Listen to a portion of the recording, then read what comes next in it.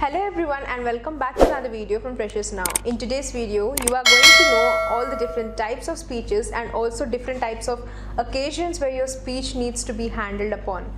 This video consists of different occasions, which also means as examples will be presented to you, so stick on to the end. There are three different types of general speaking purposes which you need to consider upon. You might know knowingly, unknowingly, you might be facing this kind of situations, but make sure you are differentiating this particular speech whenever you are further presenting to. Number one is general purpose, which is informing your audience what you want to talk or what you are talking about. So informing your audience will let the audience know that you are engaging with the audience and also you care about the audience in the first place. In this informative speech, the presenter will share the information, which includes you can talk about a particular person, place, the object that you are presenting, or the process, the concepts, or the explanation part that you will be further heading upon. The examples include this particular speeches usually are in reporting presentation to the co-workers, a teacher presenting information to their students, or it can be a training session in a job. So these kind of speeches are included in such particular spaces. So please make sure when you are in a space like that to first inform to the listeners or to a particular audience with accurate details and very clear information. Number two is you're speaking to persuade. So speaking to persuade, which means you will attempt to reinforce or to change the audience beliefs or attitudes. So this is very crucial because you should not be playing with the thoughts or with the mind of your audience, because whatever you are saying will find a major impact, which means that whatever the belief or the attitude that you are showing to your audience will be priorly considered at as priority. Examples like when you are sales are pitching to your customers, or politicians campaign when politicians speak to a particular audience in asking them for vote, or you can even consider a space like debating in a public forum. So in situations like these or an atmosphere like these, this kind of speech needs to be considered upon. So when you are speaking to such particular audience, please make sure that you are not bluffing them or giving any sort of false information to them as well. And number three is the last and but not the least is to commemorate or to entertain. This is very casual kind of thing which the speakers usually do, and for such speakers this means they can either share their experience, their personal stories, or they can illustrate anything with including mix of humor, or they can add some jovial kind of atmosphere. So this kind of situation usually happens in at a speech at a graduation or presenting an award, in ceremonies or etc. When you are presenting a speech, intonation and stress equally plays the most priority role. It is not just reading a script or just letting the audience know what you want to talk about. Intonation and stress will add prior importance and also will increase the interest of the audience to listen to your speech. Now what is intonation?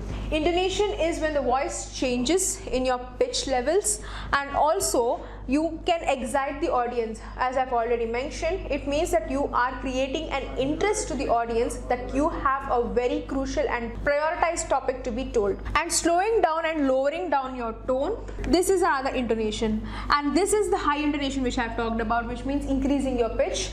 This is the lowering your intonation, which means you are degrading your tone or lessening your tone in between or to the end, which will point out that you have come to an end of a speech, or you are making a point in which you have to emphasize upon, or it will naturally lead to everyone that you have already finished talking about the topic, or you have been coming to a conclusion.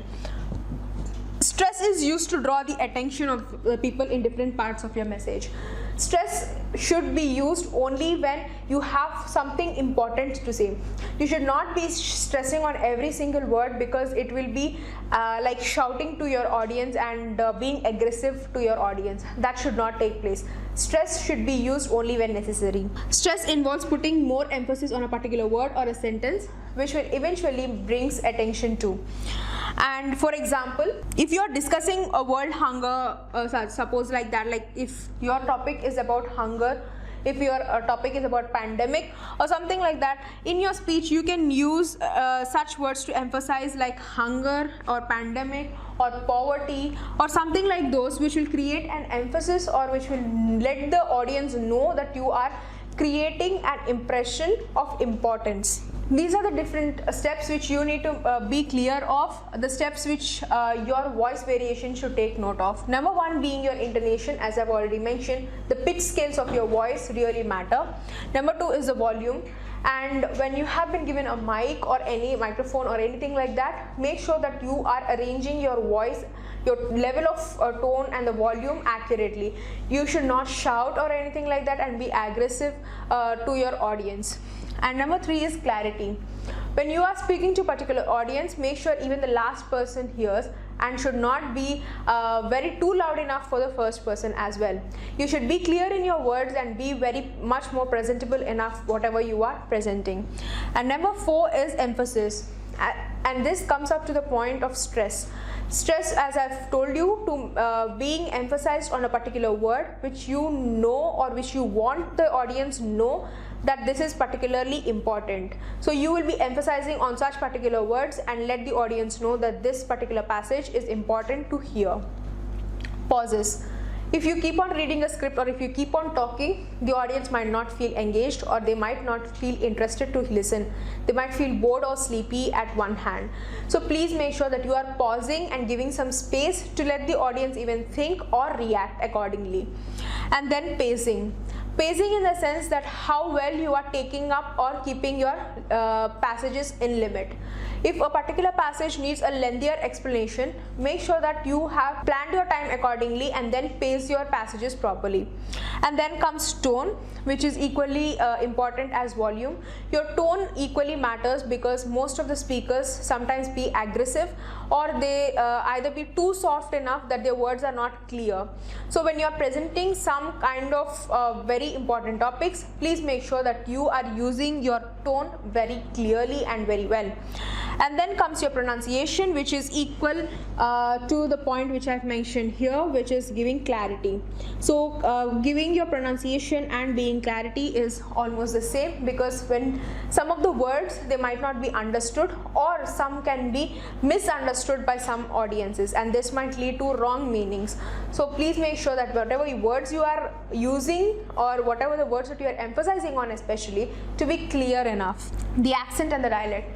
Now for all the speakers out there, don't use fake accents and fake dialects. That will lead to the audience mocking you and might not feel interested to listen to you.